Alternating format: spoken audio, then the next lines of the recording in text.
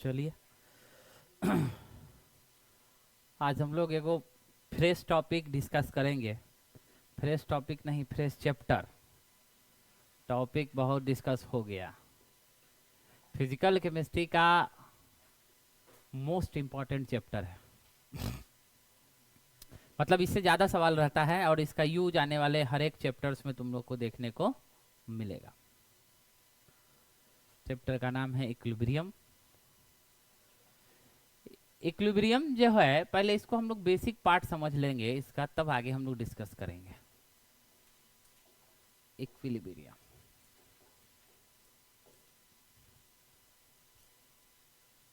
Equilibrium के अंदर हम लोग पढ़ेंगे दो यूनिट्स, छोटा छोटा। एक जो कि केमिकल इक्विलिब्रियम कहलाएगा और दूसरा आयोनिक इक्विलिब्रियम कहलाएगा।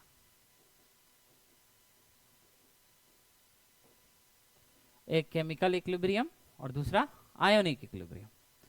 अब केमिकल आयनिक इक्विलिब्रियम दोनों के जो है इक्विलिब्रियम का ही पार्ट है, लेकिन दोनों में थोड़ा सा अंतर क्या है कि केमिकल इक्विलिब्रियम में जनरली हम लोग मॉलिक्यूलर रिएक्शंस का डिस्कशन करेंगे। इसमें डिफरेंट टाइप के इक्विलिब्रियम कांस्टेंट के बारे में डिस्कस करेंगे, जबकि आयनिक इक्विलिब्रियम में आयनिक रिएक्शन के बेसिस पर जो इक्विलिब्रियम अटैन होता है उस पर डिस्कस करेंगे। वो आयनिक इक्विलिब्रियम का पार्ट है। इक्विलिब्रियम को जानने से पहले थोड़ा सा हम लोग थर्मोडायनेमिक्स के कुछ पार्ट को डिस्कस कर देते हैं, ताकि समझना आपके लिए आसान हो जाएगा। ठीक है, इसके बारे में चर्चा हम लोग थोड़ा बहुत पहले भी किए थे, लेकिन एक बार चर्चा कर देते हैं। इंपॉर्टेंट पॉइंट ये है कि कोई भी केमिकल रिएक्शन अगर होता है तो थर्मोडायनेमिक्स के प्रॉपर्टी के बेसिस पर देखा जाए तो एक सिस्टम होता है और दूसरा क्या होता है, सराउंडिंग होता है। क्या होता है? सराउंडिंग होता है। बोलते रहना। सिस्टम जो होता है स्मॉलेस्ट पार्ट होता है, जबकि सराउंडिंग क्या होता है, लार्जेस्ट पार्ट होता है। और ये दोनों पार्ट जब आपस में मिलता है तो क्या बनाता है, यूनिवर्स बनाता है। सिस्टम बहुत तरीके का होता है, open system, close system, isolated system, है ना। अब जैसे ओपन सिस्टम की अगर बात की जाए तो जिससे एनर्जी और मास ट्रांसफर होगा वो क्या कहलाएगा, ओपन सिस्टम होगा। लेकिन अगर क्लोज सिस्टम की बात की जाए तो जिससे एनर्जी तो ट्रांसफर हो लेकिन मास ट्रांसफर ना हो, तो वैसे सिस्टम को क्या कहेंगे, क्लोज। एग्जाम्पल के लिए देख सकते हैं, एक गिलास खौला हुआ गर्म पानी ले लीजिए, गर्म पानी खौला के वो गिलास में रख दीजिए, तो देखिएगा कि जैसे गर्म पानी गिलास में रखिएगा तब भाप बन के ऊपर निकलने लगेगा। तो भाप जो निकला, वेपर जो निकला, वह क्या है, वाटर मॉलिक्यूल्स था। मास ट्रांसफर हो गया गिलास से कहां, सराउंडिंग में। और धीरे धीरे गर्म पानी क्या हो गया, ठंडा हो जाता है, तो एनर्जी भी ट्रांसफर हो गया, यानी हीट लॉस किया होगा। कैसा सिस्टम था ग्लास का गर्म पानी, ओपन सिस्टम में था। लेकिन अगर वही गर्म पानी, खौला हुआ गर्म पानी को ग्लास में रख के, या क्लोज कोई जिसका ढक्कन, जिस भेसल का ढक्कन हम लोग के पास हो, कोई भी बर्तन हो, उसमें रख के ढक्कन लगा दीजिए, तो वेपर तो नहीं निकलेगा, लेकिन गर्म पानी धीरे धीरे क्या हो जाएगा, ठंडा हो जाएगा।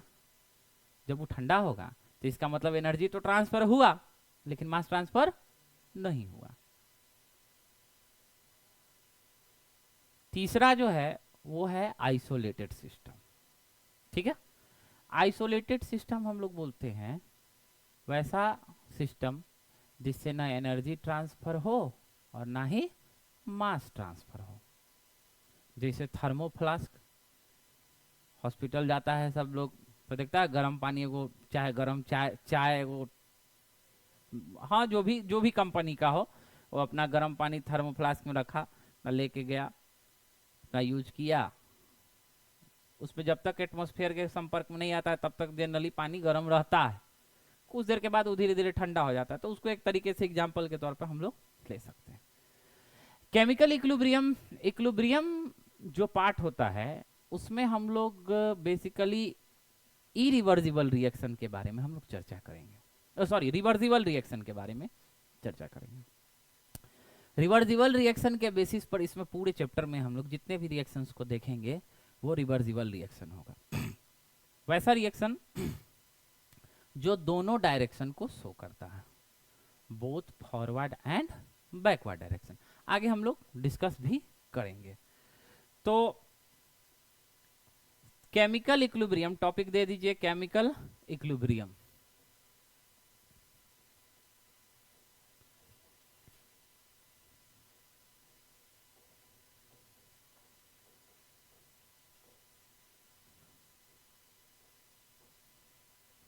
इसमें पहला टॉपिक जो होगा वो हम लोग का होगा types of reaction, types of reaction.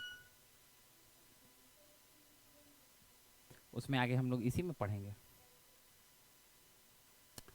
Types of reaction.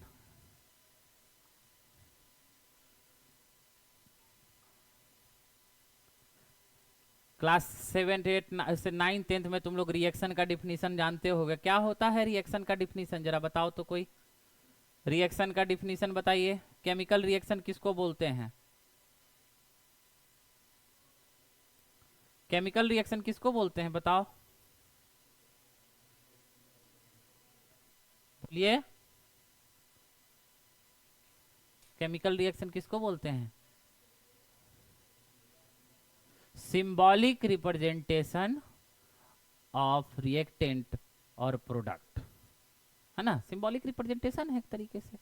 तो टाइप्स ऑफ रिएक्शन में सबसे पहला रिएक्शन जो हम लोग देखेंगे वो देखेंगे होमोजेनियस। क्योंकि जब तक आपको रिएक्शन के बारे में नहीं पता रहेगा तब तक समझना थोड़ा मुश्किल होगा। होमोजेनियस रिएक्शन इसमें होता है when reactant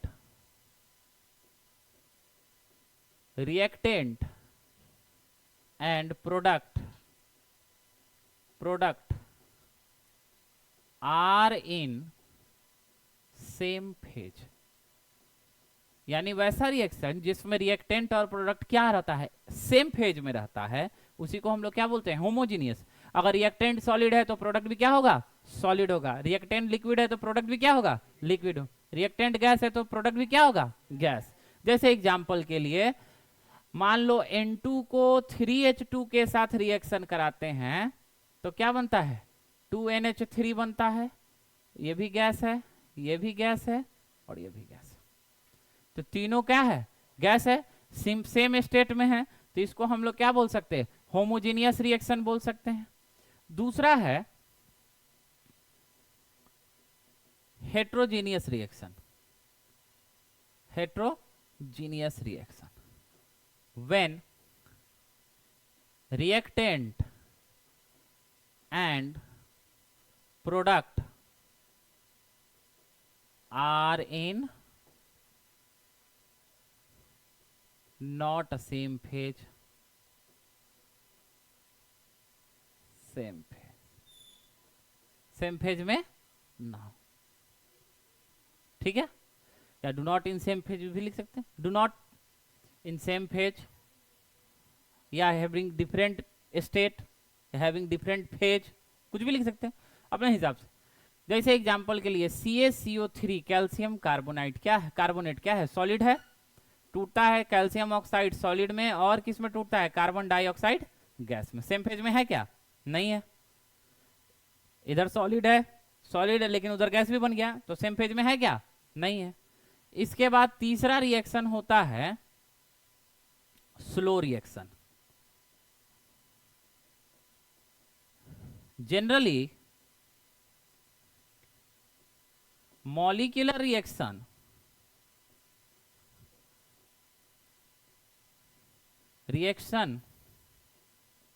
are slow reaction. Generally molecular reaction are slow reaction. जैसे एग्जाम्पल के लिए वही वाला ले सकते हैं, PCl5 PCl3 Cl2। ये इक्विलिब्रियम का भी हो सकता है और नहीं भी, तो उसमें हम लोग ले सकते हैं। चौथा fast reaction, generally ionic reaction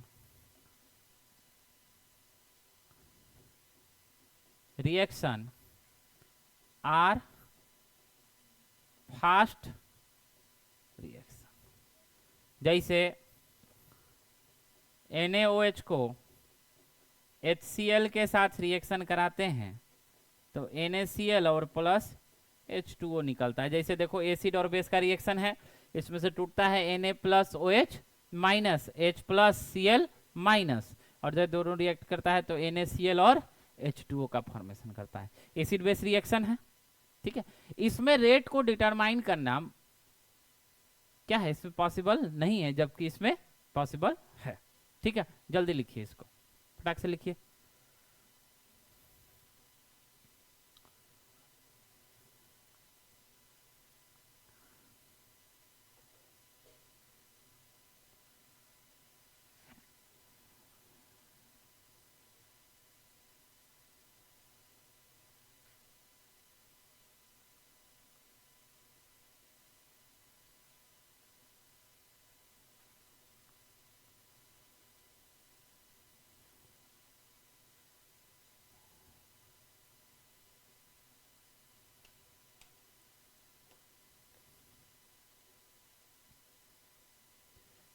इसमें वो पॉइंट लिख सकते हैं,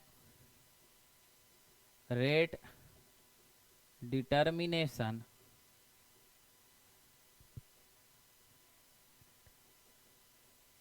इज नॉट पॉसिबल,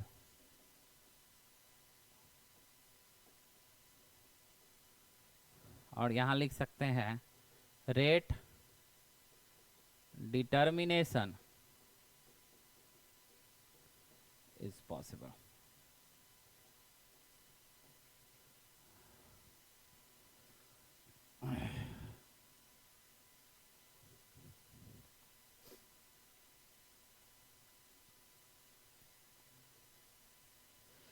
जितना भी स्लो रिएक्शन है उसका हम लोग रेट निकाल सकते हैं, ठीक है, मॉलिक्यूलर रिएक्शन का, जबकि फास्ट रिएक्शन का रेट हम लोग नहीं निकाल सकते हैं कि किस स्पीड से कितना कंसंट्रेशन पर सेकेंड में बदला, है ना।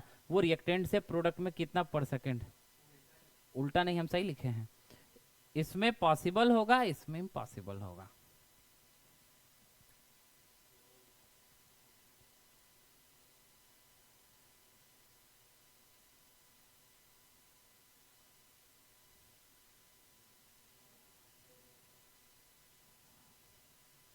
देखो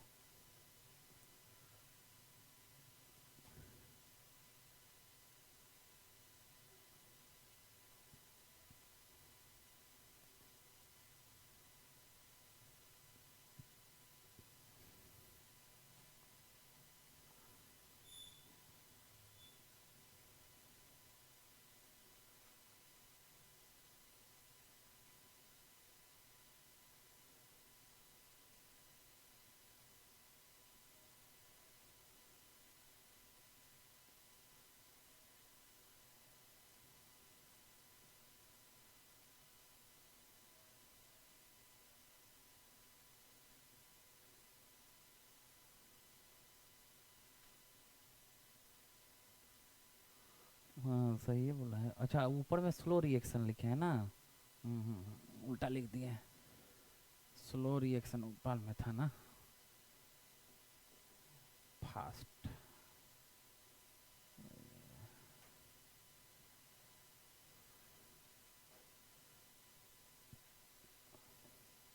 हाँ नॉट ऊपर लिख देना था।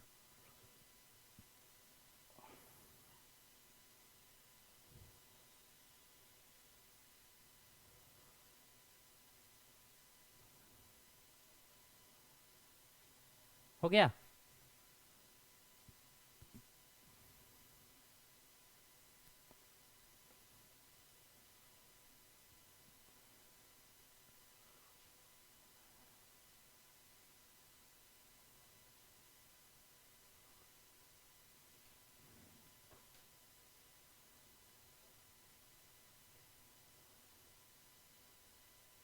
हो गया।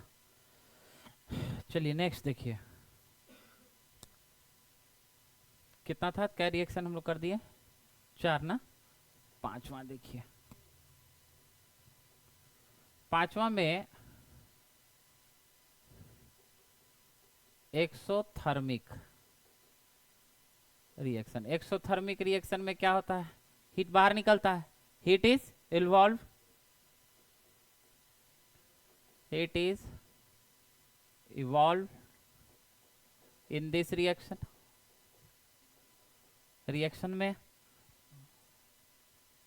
इवॉल्व मतलब बाहर निकलना, इवॉल्व मतलब बाहर निकलना, एब्जॉर्ब मतलब गेन करना। हेयर डेल्टा एच बराबर क्या होगा, निगेटिव। और डेल्टा एच जो होता है, ध्यान देना, डेल्टा एच जो होता है H final minus H initial. तो अगर बताओ डेल्टा एच निगेटिव होने का मतलब है कि इस रिएक्शन के लिए क्या होगा, एच इनिशियल जो होगा ग्रेटर देन एच फाइनल। बोलो, कोई दिक्कत नहीं है।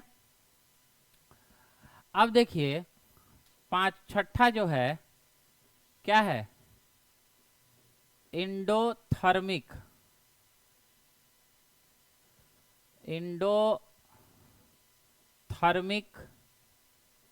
रिएक्शन। इंडोथर्मिक रिएक्शन किसको बोलेंगे, heat is absorb in this reaction, है ना। हीट क्या होगा, एब्जॉर्ब होगा इस रिएक्शन में, इसी को हम लोग कैसा बोलेंगे, इंडोथर्मिक। तो हेयर देन हेयर क्या, डेल्टा एच बराबर क्या हो जाएगा बाबू, पॉजिटिव होगा। और डेल्टा एच पॉजिटिव होने का मतलब कि फाइनल का वैल्यू क्या हो जाना, बढ़ जाना। तो H final greater than H initial. अच्छा एक बात समझो, यहीं से पता चल जाता ध्यान से समझो, एच फाइनल कब बढ़ा होगा या कब ज्यादा होगा, जब हीट देंगे। शुरुआती दौर में मान लो कुछ हीट होगा, कम हीट होगा, इनिशियली में कम हीट होगा। अब जैसे हीट देंगे तो जब रिएक्शन अंतिम स्टेज में पहुंचेगा उस समय हीट ज्यादा होगा। तो यानी जब अंतिम स्टेज का हीट क्या हो जाएगा, ज्यादा हो जाएगा, यानी एच फाइनल क्या हो जाएगा, ज्यादा, और एच इनिशियल क्या हो जाएगा, कम। तो जब कम, एच फाइनल कब ज्यादा होगा, जब तक कि हीट हम लोग देंगे नहीं तब तक तो होगा नहीं। तो इसलिए डेल्टा एच क्या हो गया, पॉजिटिव, हीट क्या हो गया, एब्जॉर्ब। जबकि एक्सोथर्मिक में क्या हो गया, तो इनिशियल ज्यादा था, फाइनल कम। मतलब गर्म पानी रख दिए और गर्म पानी को धीरे धीरे क्या हो रहा है, अपने आप ठंडा हो रहा है, तो हीट क्या हो गया, रिलीज हो गया ना, उसमें हीट क्या हो गया, रिलीज हो गया। तो वैसा रिएक्शन क्या कहला है, एक्सोथर्मिक का है। यहाँ पर इनिशियल हीट ज्यादा होगा, फाइनल हीट कम होगा। ठीक है, जल्दी से लिखिए, फटाक से लिखिए, आगे फिर बढ़ेंगे रिवर्सिबल और इरिवर्सिबल में।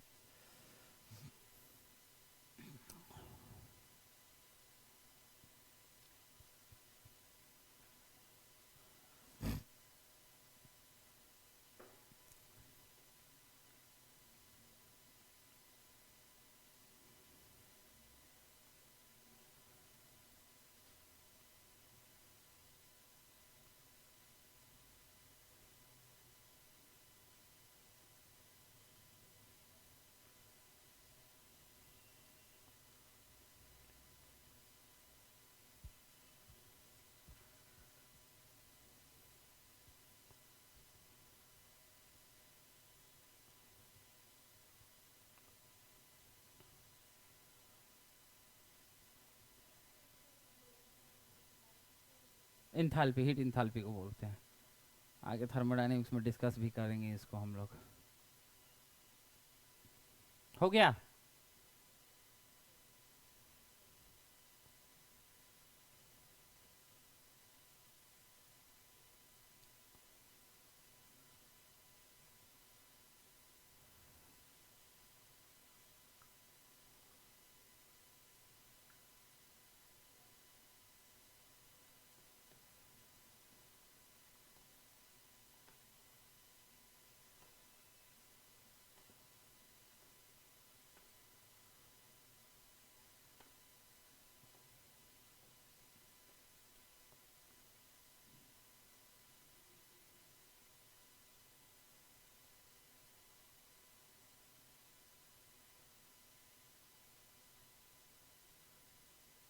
बढ़े आगे। चलिए अब आगे देखिए, इसके बाद हम लोग देखेंगे रिवर्सिबल रिएक्शन। क्या देखेंगे? Reversible reaction. इसमें chemical reaction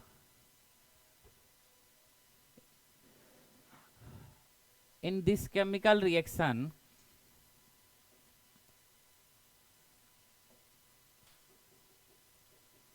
this chemical reaction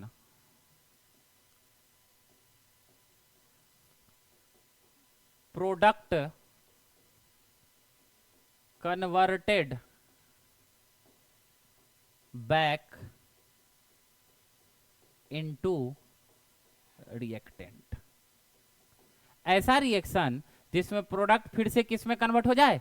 reactant में, बैक इनटू रिएक्टेंट। पहला पॉइंट। दूसरा पॉइंट इसका क्या हो सकता है? Proceed in both forward and backward direction, forward और बैकवर्ड डायरेक्शन में। ठीक,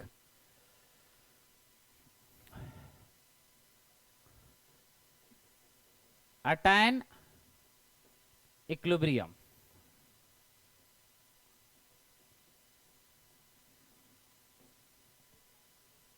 एंड प्रोसीड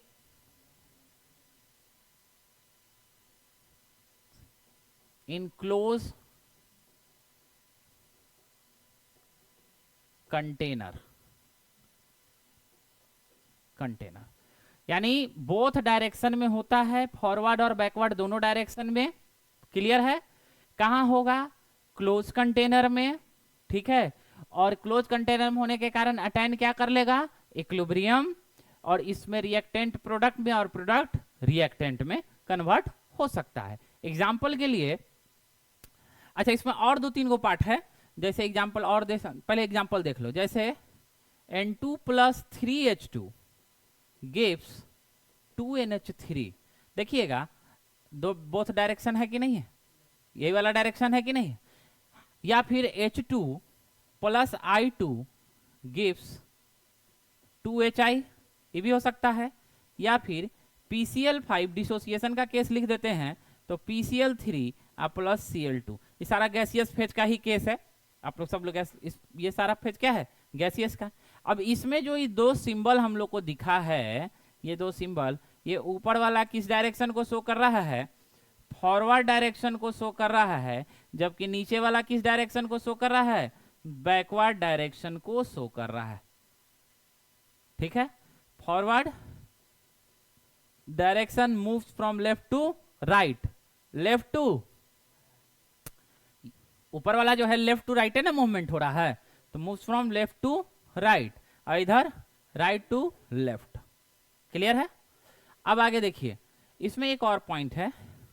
जैसे इस रिएक्शन में अगर एसिड बेस का रिएक्शन होता है या न्यूट्रलाइजेशन रिएक्शन होता है, for acid base reaction, for acid base reaction, acid base reaction में ये अटैन कभी भी करता है। जैसे एसिड और बेस मिलता है तो कौन सा क्या क्या बनता है? सॉल्ट और वाटर बनता है। तो ध्यान दो, acid react with base then form salt and water, water लिख लेते हैं। अब देखो, एसिड बहुत तरीके का होता है, ऐसे generally physical quantity, physical nature के बेसिस पर स्ट्रॉन्ग और वीक, स्ट्रॉन्ग और, तो स्ट्रॉन्ग एसिड और स्ट्रॉन्ग बेस को छोड़कर, ठीक है, स्ट्रॉन्ग एसिड और, अच्छा एसिड बेस का कितना रिएक्शन हो सकता है समझो पहले। ऐसे मतलब स्ट्रॉन्ग एसिड, ठीक है, strong acid strong base, strong acid weak base, weak acid strong base, weak acid weak base. ये चार तरीके का रिएक्शन एसिड बेस के बीच में हो सकता है। अब इसमें से जो ये पहला वाला जो रिएक्शन है, ये स्ट्रॉन्ग एसिड स्ट्रॉन्ग बेस का जो रिएक्शन है, ये अकर नहीं करता है। बाकी जितना टाइप का बेसिड बेस रिएक्शन है सब इक्विलिब्रियम होगा, ये पकड़ में आना चाहिए। इसीलिए देखो, इसीलिए हम लोग देखते भी हैं, जब आप लोग देखते होंगे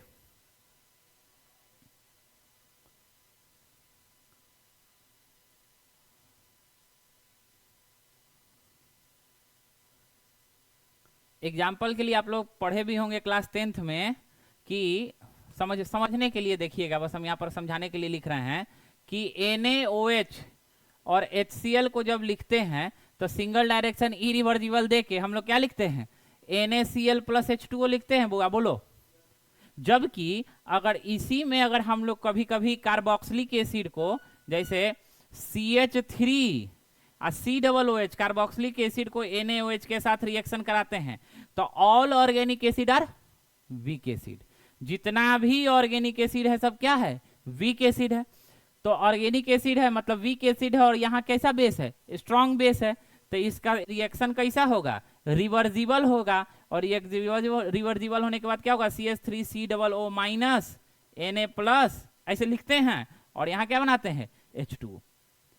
दोनों रिएक्शन एसिड बेस है, लेकिन ऊपर वाला स्ट्रॉन्ग एसिड स्ट्रॉन्ग बेस का रिएक्शन है, इसलिए वह क्या हुआ, रिवर्सिबल हुआ। बाकी उसके अलावा जितना ऑर्गेनिक रिएक्शन है वो कैसा, इस टाइप का रिएक्शन जितना भी है, कैसा, स्ट्रॉन्ग एसिड वीक बेस, कैसा, strong acid weak base, weak acid strong base, weak acid weak base, इन सारा का रिएक्शन क्या हो जाएगा, रिवर्सिबल हो जाएगा। समझ में आ गया? ये SA और WB का मतलब समझ में आ गया? यहां लिख लेना, ऐसे मतलब स्ट्रॉन्ग एसिड, SB मतलब स्ट्रॉन्ग बेस, और बाकी WB का मतलब तो समझिए क्या है ना। जल्दी करिए।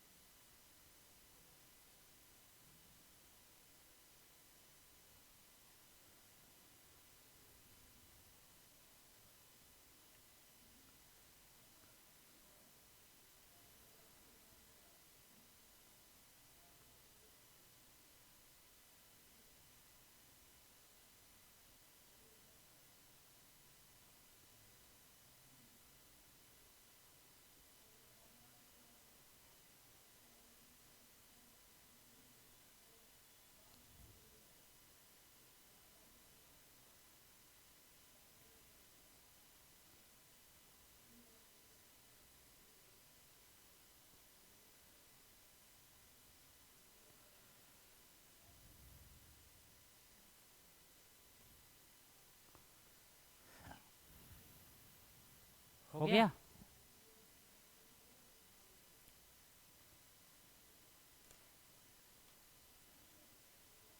इसमें एक और पॉइंट लिख लीजिएगा, रिएक्टेंट, इसी में वो पॉइंट और लिख लीजिएगा, reactant never be completed into product. Reactant कभी भी टोटली प्रोडक्ट में कन्वर्ट नहीं होता है। अगर प्रोडक्ट में टोटली कन्वर्ट हो जाए तो फिर प्रोडक्ट से रिएक्टेंट थोड़ी बनेगा, रिवर्सिबल कहाँ होगा, फिर रिवर्सिबल नहीं होगा, वही रिवर्सिबल हो जाएगा। समझ में आ रहा है? तो ये सबसे आसान, पहले सिंबॉलिक रिप्रेजेंटेशन भी समझना ज्यादा जरूरी है कि कहाँ इक्विलिब्रियम का सिंबल देंगे और कहाँ नहीं देंगे। तो रिवर्सिबल रिएक्शन जितना रहेगा सब इक्विलिब्रियम अटेंड करेगा, यानी अब आने वाले समय में हम लोग को जितना भी चीज पढ़ना है सब किस पर पढ़ना है, रिवर्सिबल रिएक्शन पर। लेकिन उससे पहले हम लोग क्लास 12th में एक चैप्टर पढ़ना है केमिकल काइनेटिक, ठीक है, जिसमें हम लोग को रेट निकालना सीखना होता है, रिएक्शन का रेट कैसे निकालते हैं, ठीक है। तो उसका कुछ पॉइंट्स जो है इसमें हम लोग डिस्कस करेंगे ताकि रेट निकालना आपको आ जाए, आखिर में रेट होता क्या है, ठीक है, क्लियर है। और उसके बाद फिर इक्विलिब्रियम का पार्ट उसी में, मतलब ये इसी के अंदर है, लेकिन उसको हम अलग से इसमें ऐड करके पढ़ाएंगे, ठीक है। आगे बढ़ा जाए, ठीक है। अब इसमें जस्ट इसका उल्टा इरिवर्सिबल हो जाएगा। क्या हो जाएगा बाबू?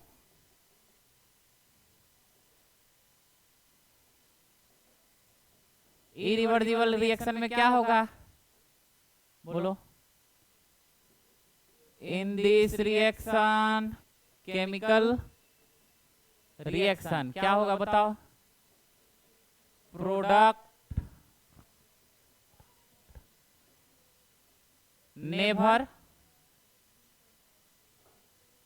be converted back into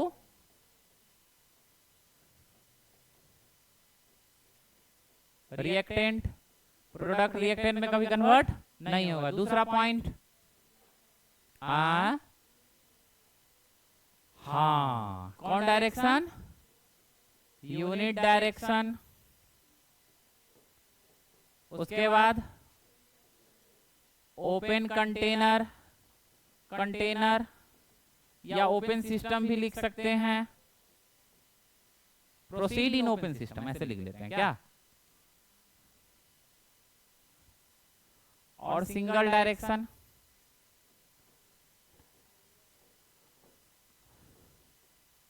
proceed in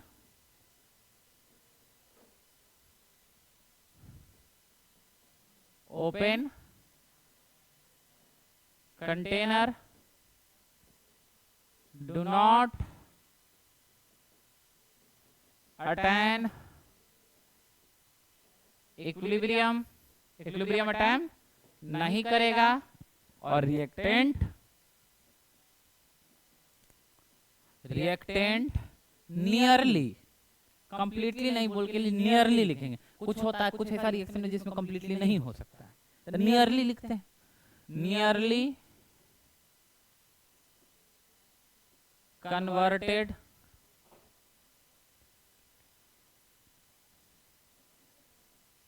into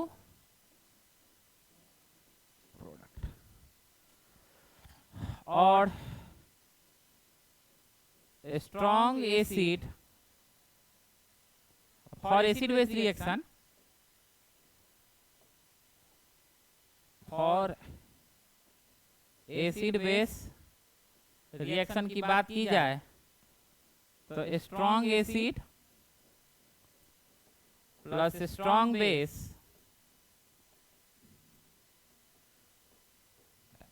ठीक है। इसमें एग्जांपल के लिए हम लोग लिख सकते हैं, इसका एग्जांपल के लिए तो वही NaOH वाला लिखेंगे। NaOH आसान एग्जांपल समझना है। HCl क्या बनेगा? NaCl plus H2O। Irreversible reaction है, इरिवर्सिबल रिएक्शन, ठीक है। चलिए लिखिए जल्दी से।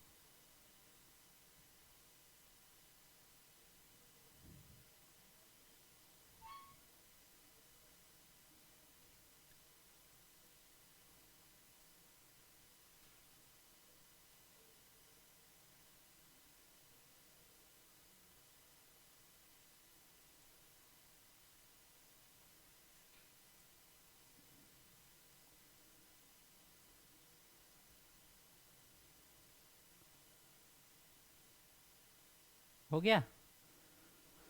लिखिए लिखिए, जल्दी लिखिए।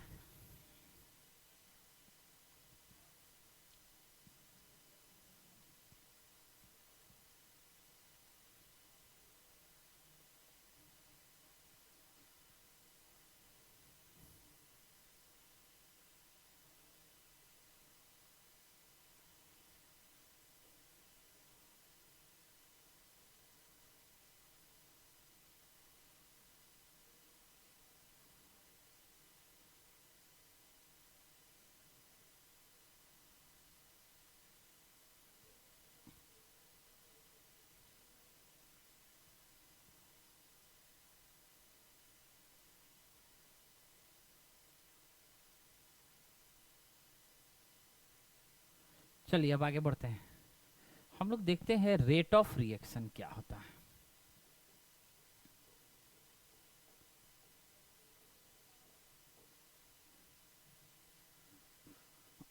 कहता है चेंज इन कंसंट्रेशन और pressure per unit time is known as rate of reaction. It is positive quantity. अभी रेट क्या होता है समझो। जैसे फिजिक्स में हम लोग वेलोसिटी पढ़ते हैं, क्या होता है? Displacement by time. वेलोसिटी यही ना होता है। और डिस्टेंस बाय टाइम क्या होता है? स्पीड। यही ना करते हैं, इसी तरीके से कंसीडर करते हैं। जैसे मान लीजिए कि कोई आदमी ए पॉइंट पर है और वो आदमी बी पॉइंट पर गया, तो ए से बी पॉइंट तक जाने में कुछ टाइम लगेगा, ठीक है, और कुछ डिस्टेंस ट्रेवल करेगा। डी मैंने डिस्टेंस मान लेते हैं। तो इसका वेलोसिटी क्या होगा? डी बाई टी होगा। Distance by displacement by time, sorry distance करें, डिस्प्लेसमेंट बाई टाइम, क्योंकि एक जगह से दूसरे जगह चला गया है तो डिस्प्लेसमेंट हो गया। जबकि अगर वही आदमी ए से बी पॉइंट पर जाके फिर बी से ए पॉइंट पर आ जाए, तब तो वो डिस्टेंस बाई टाइम हो जाएगा। तो वहां क्या कंसीडर करते हैं? स्पीड। ये बात तो क्लियर है। अब समझिए बात को। अगर मान ले हम लोग कि इधर आर कोई रिएक्टेंट है और इधर प्रोडक्ट बना, तो रिएक्टेंट का कुछ ना कुछ तो अमाउंट होगा, बोलो हाँ ना? कुछ ना कुछ तो अमाउंट होगा। और वही रिएक्टेंट अगर प्रोडक्ट में कन्वर्ट हो रहा है, तो रिएक्टेंट को प्रोडक्ट में कन्वर्ट होने में कुछ ना कुछ तो टाइम लगेगा। अच्छा, प्रोडक्ट में जब कन्वर्ट अगर होगा तो उसका क्या कन्वर्ट होगा? उसका कंसंट्रेशन कन्वर्ट होगा। पहले हम लोग कंसंट्रेशन पर चर्चा करते हैं, प्रेशर तो एक अलग से पार्ट बता दिए हैं। कंसंट्रेशन मतलब क्या? उसका अमाउंट। मोल बाई वॉल्यूम भी हम लोग बोलते हैं कंसंट्रेशन। मोलर कंसंट्रेशन को हम लोग डिफाइन करते हैं, यानी उसके क्वांटिटी को। अब जैसे मान लो एग्जाम्पल के लिए कि यहाँ पर 10 गो सेब है, एकदम आसान भाषा में, इधर एक भी सेब नहीं है, टाइम है 0 सेकेंड। कितना सेकेंड? 0 सेकेंड। अब 1 सेकेंड में आर साइड से पी साइड में एक गो सेब आ रहा है, तो मान लो 6 सेकेंड के बाद कै गो सेब आएगा? इधर 6। इधर कितना बचेगा? 10 माइनस 6, मतलब एग्जैक्ट तो हम लोग नहीं कर सकते हैं कैलकुलेशन, ये तो मैथमेटिकल टर्म को समझाने के लिए ले रहे हैं। जितना बना उसमें से रिएक्टेंट वाले में से इनिशियल कंसंट्रेशन में से घटा देते हैं। तो ई जो पॉइंट था, ई 10 जो सेव था, वह क्या था? इनिशियल कंसंट्रेशन ऑफ रिएक्टेंट था। अरे हाँ ना बोलो। और 6 सेकेंड के बाद जो 10 माइनस 6 सेव बचा, तो क्या होगा? फाइनल। कह रहा है खा लिए। क्या बोल रहा है जी? नींद में है? हाँ, झोटा तो बड़ा डिजाइनदार कटवाया है तुम, लेकिन है। अरे वो MC स्टैंड नहीं दिख रहा है आजकल? कहाँ गया, गाना वाना गाएगा क्या क्या? वो बताएगा, वो बताएगा। वो इधर उधर भटकता है, मारो कनपट्टा पर लेकर टांग के ले आओ। चलो देखो, तो ये जो था 10 सेव जो था क्या था, इनिशियल कंसंट्रेशन था, और 10 माइनस 6 क्या था, concentration of reactant left unreacted. Left unreacted मतलब बचा हुआ, जो कि रिएक्शन में पार्टिसिपेट नहीं किया है, एट टाइम 6 सेकेंड टी, या फिर 6 सेकेंड बोल दें, एट टाइम टी जो कि 6 सेकेंड था। माने 6 सेकेंड पे जो रिएक्टेंट का बचा हुआ पार्ट है वही पार्ट बचा है, और ये क्या था, इनिशियल कंसंट्रेशन। और यहां से यहां आने में जो अमाउंट गया, तो इसका रेट हम लोग क्या लिखेंगे, 1 सेव पर सेकेंड लिखेंगे। अरे हाँ ना बोलो, मान लो सेव 10, 1 2 3 4 यहाँ कंसंट्रेशन है, 1 सेकेंड में वो जा रहा है, तो 7 सेकेंड के बाद क्या होगा, इसका रेट क्या होगा, माने आर के घटने का रेट क्या होगा, 1 सेकेंड पर सेव, और पी के बढ़ने का रेट क्या होगा, 1 सेकेंड पर सेव। अरे जिस हिसाब से उधर घटा उस, अरे हमको यहां से जाना है मान लो रेलवे स्टेशन, और यहाँ मेरा एक पॉइंट है और वहाँ दूसरा पॉइंट है, तो हम जैसे जैसे आगे बढ़ रहे हैं टाइम के रिस्पेक्ट में, तो हमारा दूरी घट रहा है कि बढ़ रहा है, कहाँ का दूरी घट रहा है, डेस्टिनेशन का दूरी घट रहा है, और जहां शुरू से किए थे वहां से बढ़ रहा है, यही ना। तो यहाँ क्या किए, टाइम के रिस्पेक्ट में रिएक्टेंट क्या हो गया, घट गया, और प्रोडक्ट क्या हो गया, बढ़ गया। तो ये घट रहा है मतलब डिक्रीज हो रहा है, तो यहाँ साइन क्या हो सकता है, निगेटिव। क्या साइन होगा, निगेटिव, और यहाँ साइन क्या होगा, पॉजिटिव। साइन निगेटिव पॉजिटिव होगा, वैल्यू निगेटिव पॉजिटिव नहीं होगा। बात समझ में आया? तो उस हिसाब से अगर देखा जाए तो रेट ऑफ रिएक्शन हम लोग क्या लिख सकते हैं, देखना ध्यान से,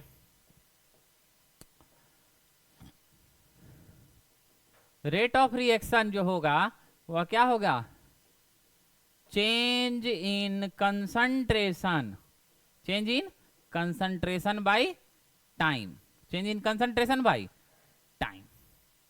क्लियर है? अब ध्यान दो, एक हाइपोथेटिकल कंडीशन देखो, फॉर हाइपोथेटिकल कंडीशन, एक हाइपोथेटिकल कंडीशन देखते हैं, जहां पर ध्यान देना बाबू, यहां पर ए रिएक्टेंट है और बी प्रोडक्ट है, ठीक है। टाइम जब T1 था, टाइम क्या था, T1, तो ए का कंसंट्रेशन A1 और बी का कंसंट्रेशन B1। क्लियर है? समझ लो पहले, न तो जस पढ़तम तस गुरुवे समर्पितम, यही पढ़ोगे यही छोड़ के जाओगे। का T2 टाइम पर, किस टाइम पर, T2 टाइम पर कंसंट्रेशन क्या, A3 A2, और बी का कंसंट्रेशन क्या, ठीक है। हम लोग कभी भी पढ़ते हैं डिफरेंस निकालते हैं, फाइनल माइनस इनिशियल निकालते हैं, अरे हाँ ना बोलो। तो यहां से अगर देखा जाए तो रेट ऑफ रिएक्शन जो देंगे वह क्या लिखेंगे, minus concentration of A2 minus concentration of A1 by T2 minus T1, final minus initial, A2 minus A1, T2 minus T1। ये निगेटिव साइन का है क्योंकि रिएक्टेंट क्या हो रहा है, समय के हिसाब से डिसअपियर हो रहा है, कंज्यूम हो रहा है, घट रहा है, बात बराबर है। और इज इक्वल टू माइनस की प्लस देंगे, अब बी के लिए माइनस देंगे कि प्लस देंगे, प्लस देंगे। क्यों देंगे, बढ़ रहा है, प्रोड्यूस हो रहा है, गेन नहीं कर रहा है, प्रोड्यूस हो रहा है। गेन होने में और प्रोड्यूस होने में अंतर होता है। गेन कब होगा, जब पहले से कुछ बी बना रहेगा तब उसमें बढ़ रहा है, तब गेन हो रहा है। बात समझ में आ रहा है? क्लियर है? हाँ, जैसे प्लस B2 माइनस B1, अब बाई क्या होगा बाबू, T2 माइनस T1। अच्छा, फाइनल माइनस इनिशियल डेल्टा से रिप्रेजेंट करते हैं, तो इसके लिए क्या लिख सकते हैं, रेट ऑफ रिएक्शन बराबर minus delta concentration of A by delta T बराबर प्लस की माइनस, जल्दी बोलो, प्लस क्या, delta concentration of B by delta T. Delta T से डेल्टा टी कट जाएगा बुआ, अरे गधा सब कहाँ के कट कैसे जाएगा, टाइम में गायब कर देगा, बिना टाइम के कोई काम, समझ रहा है, टाइमलेस जिंदगी तुम करने के फेरा में हो गया, टाइम से टाइम कटा देगा है, बिना रुपया दे ले तुमको सामान दे देता है, वो उधार कहेगा तब वो बाद में लेगा, तो वहां तो ऑप्शन है उधार का, यहाँ टाइम के बिना कैसे रिएक्शन करा लोगे, कहता है टाइम से टाइम कट जाएगा, समझ में आया। अब देखो यहां पर लिख देते हैं निगेटिव साइन सो क्या, डिसअपियरेंस ऑफ रिएक्टेंट और पॉजिटिव साइन सो फॉर्मेशन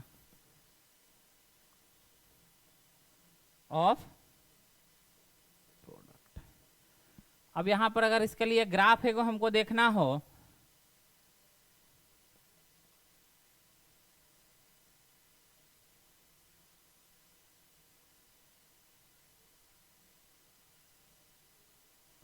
अगर ग्राफ देखना हो तो देखिए,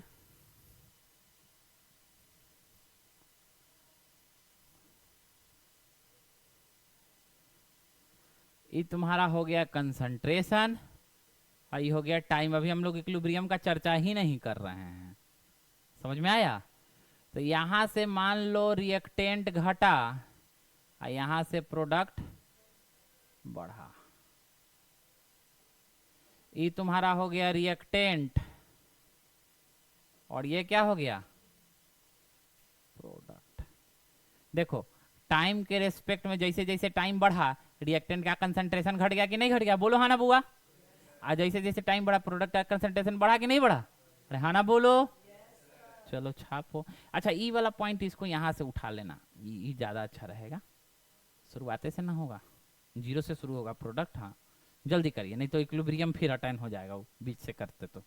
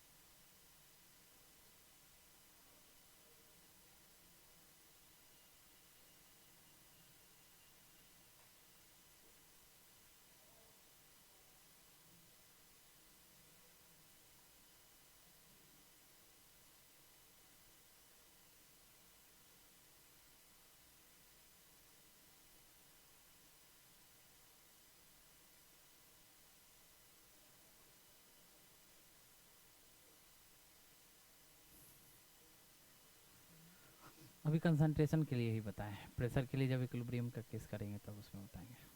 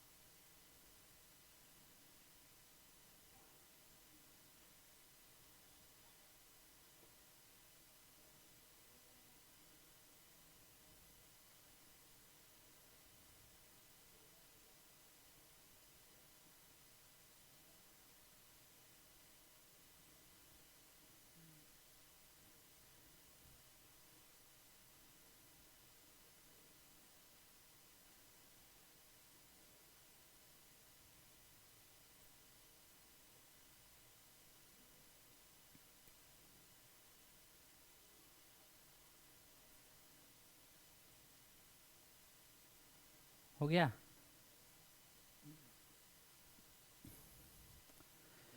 अब देखिए,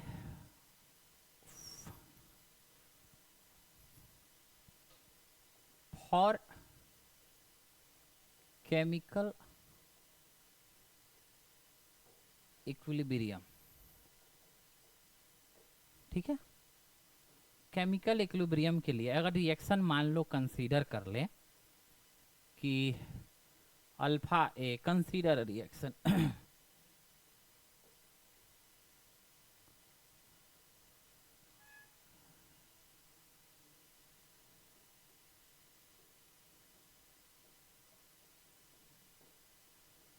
अल्फा ए, बीटा बी, गामा सी और डेल्टा डी।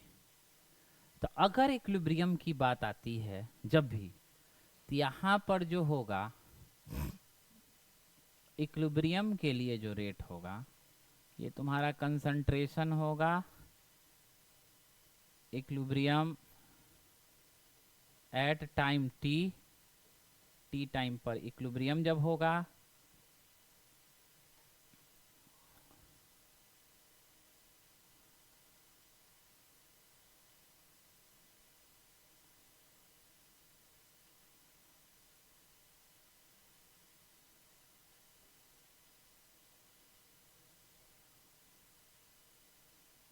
एक मिनट,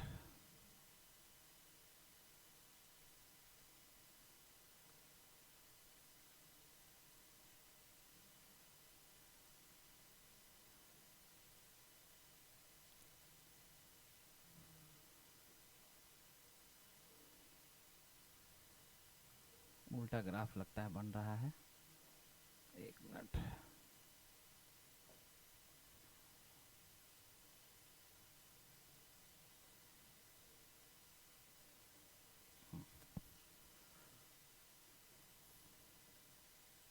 ये तुम्हारा रिएक्टेंट हो गया और ये क्या हो गया,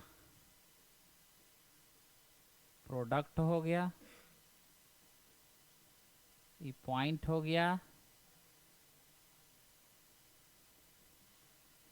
जहां पर इक्विलिब्रियम अटेन हुआ, ठीक है। ये टी टाइम पर इक्विलिब्रियम जो अटेन हुआ वो हुआ। तो यहां से देखिए, यहां से लिखते हैं रेट ऑफ फॉरवर्ड रिएक्शन बराबर rate of backward reaction, rate of forward reaction बराबर रेट ऑफ बैकवर्ड रिएक्शन। इसको लिखिए, बाकी कैरेक्टरिस्टिक और ये सब हम लोग आगे के क्लासेस में देखेंगे, ठीक ना।